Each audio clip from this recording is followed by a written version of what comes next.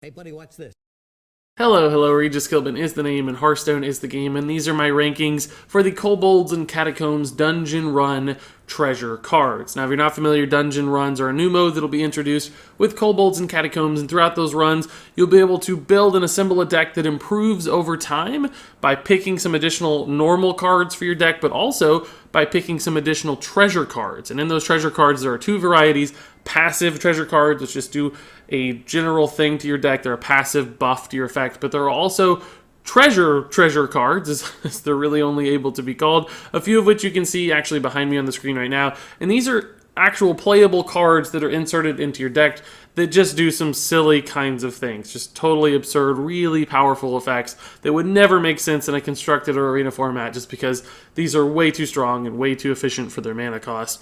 But nonetheless, if you're going to be playing the Dungeon Run mode, you need to know which of these cards are, in general, going to be the strongest for your deck. Now, I've already did a video on the passive treasure cards, to which you can find a link in the description below. But this time around, I'm going to be ranking the rest of these playable active treasure cards just to see which ones I think, in general, are going to provide the most overall benefit to your deck. Now, of course, depending upon the shape of your deck and the kinds of cards and the class, there are always all these variables. You need to be smart and sensible in choosing these treasure cards, but most of the time, on average, the way I have these ranked, I think will provide the highest impact and the most positive influence on your dungeon run as it proceeds. So all that said, let's go ahead and jump into my rankings for these treasure cards.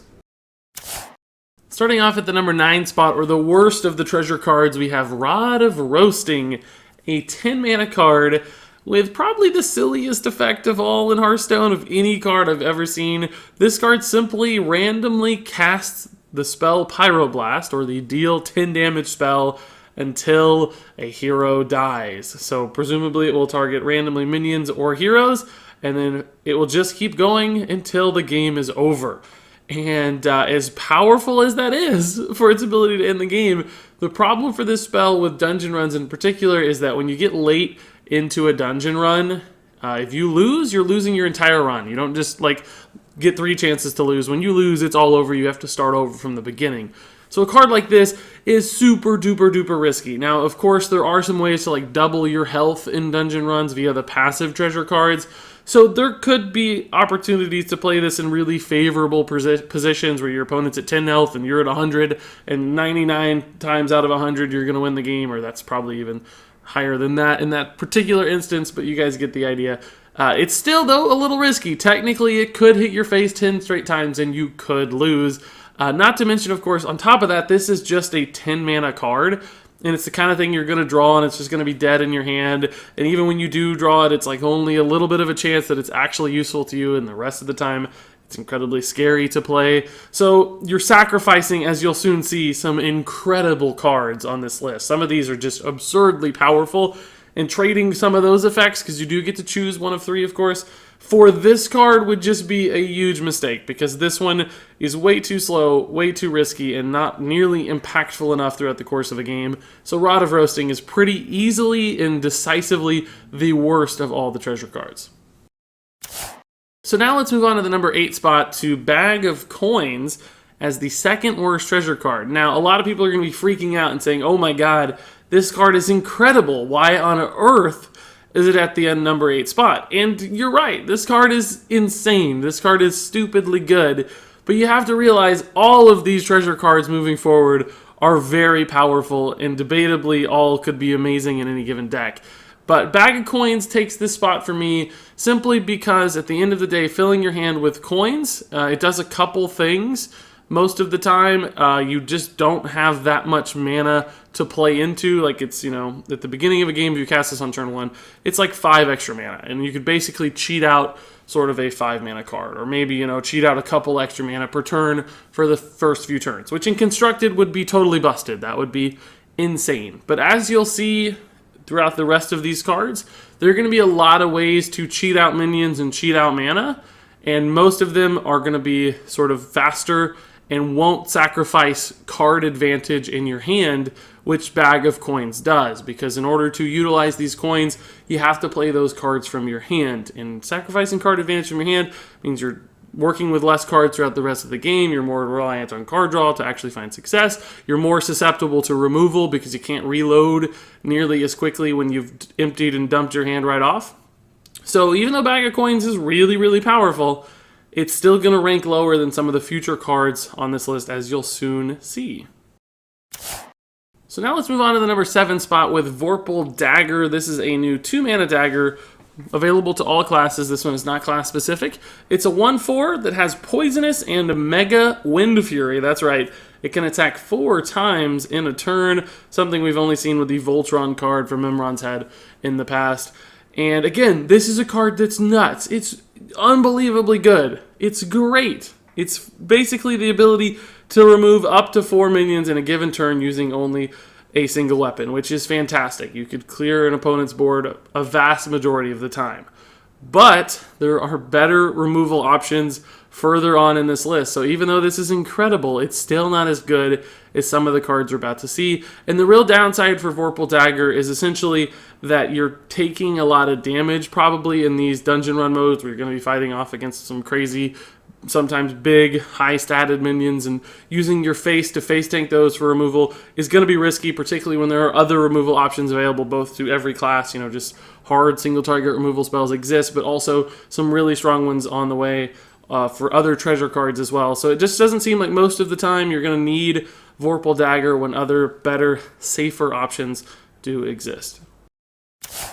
So now on to the number 6 spot, we have Boots of Haste, yet another card which is just absurdly powerful, but not quite good enough to make it into the top 5 of all these treasures. This is a 1-mana spell, and when you cast it, your minions cost 0 mana this turn. So this is almost in a lot of ways like the Bag of Coins. It's a really big tempo advantage kind of card, where you can play a lot more stuff than you're otherwise supposed to. But much like the Bag of Coins, the problem for Boots of Haste is when you follow up with this, you have to play the cards from your hand. So again, you're sacrificing a ton of card advantage and future flexibility when you commit to Boots of Haste. If you dump 4 or 5 minions onto the board on turn 1, which is possible with Boots of Haste, sometimes that could win you the game. Other times your opponent might have some absurd, AI, unfair, heroic style removal spell or hero power that just wipes them out, and then you're totally without the ability to do anything. And again, as you'll see soon, there is a future card on this list which still can load up your board and fill it with stuff in the early game without risking all of your cards, which allows you to play in a little bit more measured and safer and less risky of a way, and that can, give you sort of backup plans or alternate paths to victory. Because if you do go all in on this mode with something like Bag of Coins or Boots of Haste, there is the chance you just lose really fast, and that's really bad in a dungeon run mode when you have access to so many powerful cards and so many crazy different things that you can do. The more you can sort of stretch those resources out and continue to gain value from them over a longer time period, typically I think the more value you're going to see. So Boots of Haste, another unbelievably good card. You can't go wrong picking it necessarily if there are 2 worse versions behind it or choices alongside it. But ultimately still not one of the top half as far as I'm concerned for treasure cards. So now let's move into the top 5, and this one might surprise some people if you're familiar with the treasure cards or even if you're thinking about this list so far. This is the Wax Rager, the latest of course in all the memes for the different Magma Rager style cards. This is yet again a 3-mana, 5/1 elemental minion, but it's the Death Rattle on Wax Rager, excuse me, that makes this one all so good. Anytime this guy dies, you get to re-summon this minion, and that is fantastic. The ability to just bring back a 5-attack minion endlessly throughout the course of the game is really, really good. And of course, when you combine it with other treasure cards where you don't even actually have to necessarily pay mana for Wax Rager like we saw with Boots of Haste, or as you're going to see with another couple cards on this list yet to come, that becomes even better. So just the fact that this exists in your deck and is something that can be recruited or summoned onto the field for free is kind of crazy. And of course, what I like about Wax Rager in the first place is that it's immune to most kinds of removal. Really only silences are going to make Wax Rager die. Every other case, you're just going to keep generating additional value, trading into stuff, doing a lot of damage to your hero, and that adds up really, really quickly over time. We've seen that before with cards like Dreadsteed, where it just keeps coming back. Even as a 1/1, that's had some interesting applications where the value is just off the charts. And with Wax Rager or multiple Wax Ragers, even heroic AI opponents that are just constantly doing things to your board or doing unfair things will eventually presumably be overwhelmed by cards like this because of that nice stat allocation. It's going to give you so much value on the board. And even if it does draw a silence or force some kind of weird removal, it's a 3-drop that's doing that, and often that's better than some of your heavier hitting cards. So I like just the repeatable, resistant nature of this card as a minion, and that's why it ranks higher than what probably at first glance look like stronger cards. Some of those huge tempo swing cards, like the Boots of Haste, seem better at first glance, but Wax Rager does give you that repeatable resource that lasts throughout the course of the game, and that has been a point of emphasis I've mentioned a handful of times already. So that's why this guy actually does make the cut in the top 5 for me. Now let's move on to the number 4 card. These are the Gloves of Mugging, another 1 mana spell. This time around, though, they allow you to steal 3 cards from your opponent's hand, and that is, in fact, steal. It's not copy, so you remove your opponent's resources and you gain those resources, and that's fantastic for a couple reasons. First and foremost, the opposing AI cards are often way stronger than normal. So when you steal them, or you sort of trade them from the opponent to yourself, you're kind of doubling down on the power swing there, because you're taking really strong cards on average away from them, which is fantastic because you don't have to answer or deal or respond to those powerful cards. But of course, you're also gaining those really powerful cards. So suddenly you have tools that you otherwise weren't able to access, and you can do unfair and crazy things. It doesn't necessarily answer the overpowered hero powers that the AI opponents will have, but it still just does give you a ton of resources and really limit the computer's options most of the time. And of course, the AI is not always the smartest when it's playing with limited types of cards. So that's a huge advantage. But of course, also just card advantage is very strong, particularly given some of the other high tempo cards that are available in the treasure set. So if you unload all your minions with Boots of Haste, you might need to refill your hand a little bit with some stuff, and Gloves of Mugging allows you to do exactly that with stronger cards, in fact, as well. So, of course, card advantage is fantastic in Hearthstone. I do think tempo is going to be a little bit less important in the dungeon runs than raw value and card advantage. So Gloves of Mugging leans in that direction, right? It's more about value and stealing resources from your opponent. And the reason I think tempo, by the way, is going to be less valuable is simply because there are so many kinds of crazy hero powers and crazy removals that any commitments to the board are going to get really scary really fast. Like, your opponent's just going to be able to deal with them pretty efficiently, I'm afraid. So the more you can drain them out of resources and just continue to reload and rebuild your assets, that's going to be more valuable than just trying to play 10 things at once and losing them all, right? So Gloves of Mugging is another card that emphasizes that strategy in my mind. So now let's move on to the top 3, starting off with Horn of Cinereous. This is a 2-mana spell that allows you to recruit 3 minions. Now, this is one of the cards I was talking about where, unlike Boots of Haste or Bag of Coins, you're going to be able to develop a lot of minions on the board, but you're going to be able to do so in a way that doesn't compromise your card advantage, because when you recruit these minions, they're coming from out of your deck and being put into play immediately, so you still retain those resources in your hand. Now, of course, this does cost a little extra than something like Boots of Haste, and you may not be able to play quite as many minions as something like Boots of Haste, but again, this one is more sort of slow and protected and measured in its calculations and in its commitments. So instead of potentially losing everything to one fell swoop of an AoE, you're kind of splitting out your resources over multiple instances and multiple board states so that you're making sure each one of those gets value. So a slightly lower tempo style play, but a much higher card advantage and value kind of play with Horn of Cinereous. Not to mention that compared to something with like Bag of Coins, for instance, this could also just summon you 3 10-drops. Bag of Coins is never going to allow you to cheat out 3 10-drops. Of course, Boots of Haste, in fact, could, but Horn of Cinereous is a little bit of a middle ground there that feels much safer to me, but is still a huge early game swing potential and game-winning kind of card without quite so much risk bundled into it. And now moving on to the number 2 spot, we have Wand of Disintegration, a 3-mana spell that silences and destroys all enemy minions. That is pretty incredible. I think it's super duper important in dungeon run modes, as much as I can tell, of course, as someone who's never really played one. That's always the condition, right?